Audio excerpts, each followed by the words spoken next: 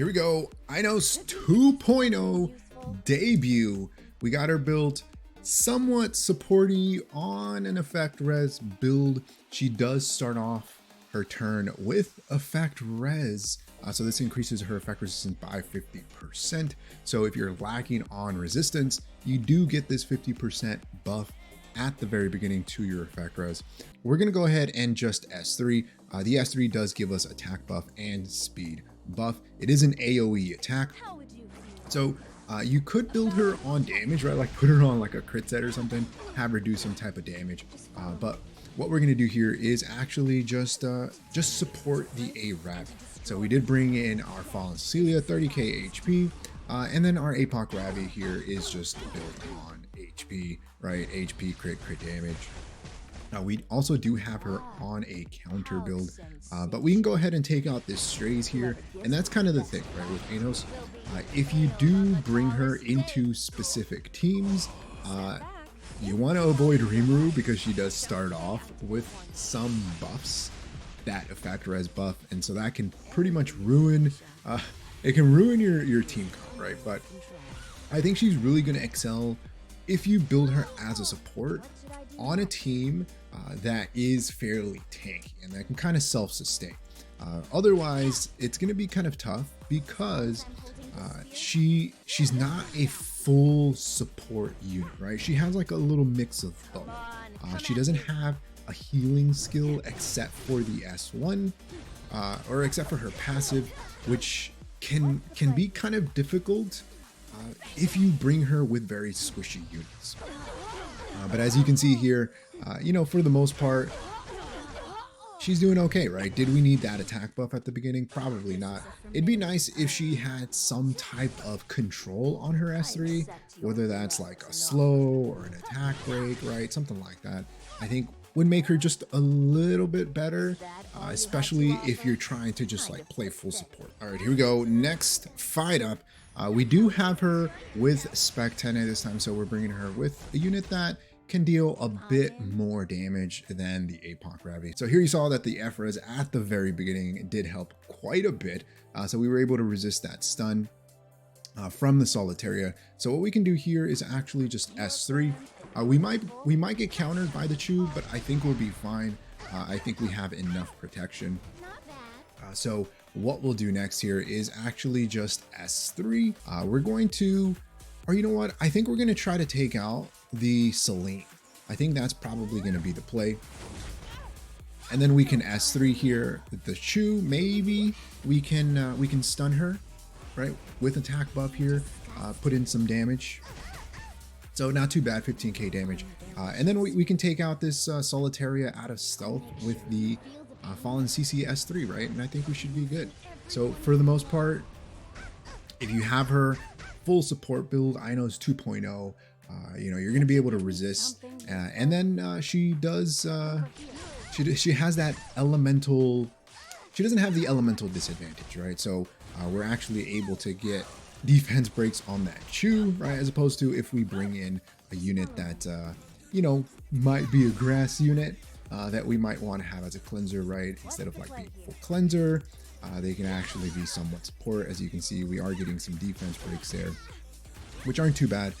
But with the way that we have her speed tuned, the defense breaks would have to come, or we would have to follow up with whatever unit is our DPS right after she goes. So you could speed tune her, make her a little bit slower. We do have her, I think, like almost 240 speed. All right, here we go. Last fight up. So we got Spec 10A in here again versus Spec 10A. So we're gonna go ahead and S3 regardless. Even if we hit the Violet, we should be fine. We'll see if we can put in some damage on that Violet. We actually crit the Violet, which is hilarious. We did get that CR push, which is very, very nice. I think here we just S3. We're gonna just put in some damage into this arrow well. And again, you know, bringing her in this type of team comp is really giving us that attack buff. She has a little bit of everything, right? And so here, I think we just S1. You know, we're getting attack buff. We're getting speed buff, which is actually really nice. It's going to give us the ability to take more turns, right? We have like a little bit of a healing, a little bit of a cleanse. We do have her on Wondrous Potion Vial. I think you could probably put her on something else, but you'll see here that you know what we get isn't too much. So we're gonna go ahead and soul burn this for 100% chance. We'll see if we get it. She's like 40 effectiveness, something like that. We also get a dual attack, which is actually very nice. And then here we just take out the violet, right? We just hit the violet and howl loose. So, I mean, not too bad. You know, Ainos 2.0, in GVG at least, it's not bad. All right, so here she is, Ainos 2.0. We have her at 1.6k defense, about 14k HP, almost 240 speed, 180 res with 66 effectiveness. We do have her on the effectiveness imprint, and these are free, right? And then her skill ups are also pretty much free because they're just catalysts. So I think that if you do end up running her, you know, you're going to want her plus 15. But let's take a little look at her skills one more time. So her S3 is on a 4-turn cooldown, but she does give attack buff and speed increase. And she also heals when you S3. The only thing about this is that usually you want her to use her S3 first, right? So I don't know that it necessarily makes sense to heal on this because if she goes before your DPS, right? And you don't need to heal, then you just wasted your heal, right? Her S2 here at the end of the turn increases combat res of the ally except for the caster with the highest attack by 20%. So as you saw, Spec 10A was getting that CR push, that 20% CR push. So you could set up with her S1, right? Defense break into your DPS that gets that 20% CR push. And they also get a cleanse, which is pretty nice. The S1 here, you can soul burn this for 10 souls, get 100% chance to decrease defense for 2 turns, which is actually pretty good for a 10 soul burn. It's 75% chance otherwise with the full catalyst. But I mean, I think for the most part, she's pretty good. You know, she does have some locked potential if you don't bring her with a full mono dark elemental team, mainly an increase in effectiveness, right?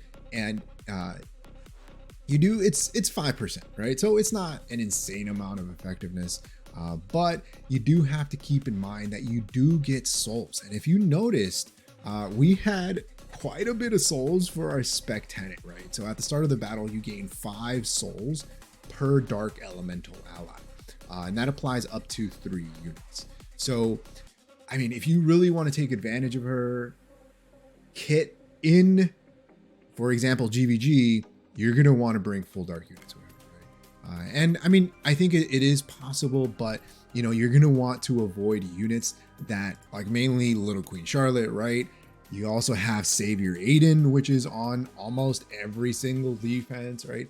And that could potentially wreck your team, especially if you have her built somewhat squishy, since she is only a 3-star unit. Her base stats are really low, so it is very difficult to give her very good HP and defense and speed and effect res. Now, she does start with an effect res buff, which gives her an additional 50 effect resistance. So we have her at 180, and that actually puts her well above the 200 mark. But she also has a built-in cleanse for the unit with the highest attack, but you also have a cleanse here on Wondrous Potion Vial. So she can cleanse up to 2 debuffs, right? Depending on where she is, like in your speed tuning, like who's taking the turn right after that. But I mean, I think that for the most part, she's pretty decent in GVG. At least I think it is going to be a bit more difficult to run her on a full dark team like in RTA. She might be also okay in regular arena, but let me know your thoughts in the comment section below. Do you think that Ainos 2.0 is worth it? Her specialty change missions were actually super easy compared to all of the other ones, but let me know your thoughts in the comment section below. Like always, if you have enjoyed the video, hit that like button if you haven't subscribed. Hey, think about subscribing. It really helps the channel grow and reach more people like you who like content like this. Like always, thanks for watching, and I'll see you next time. Peace.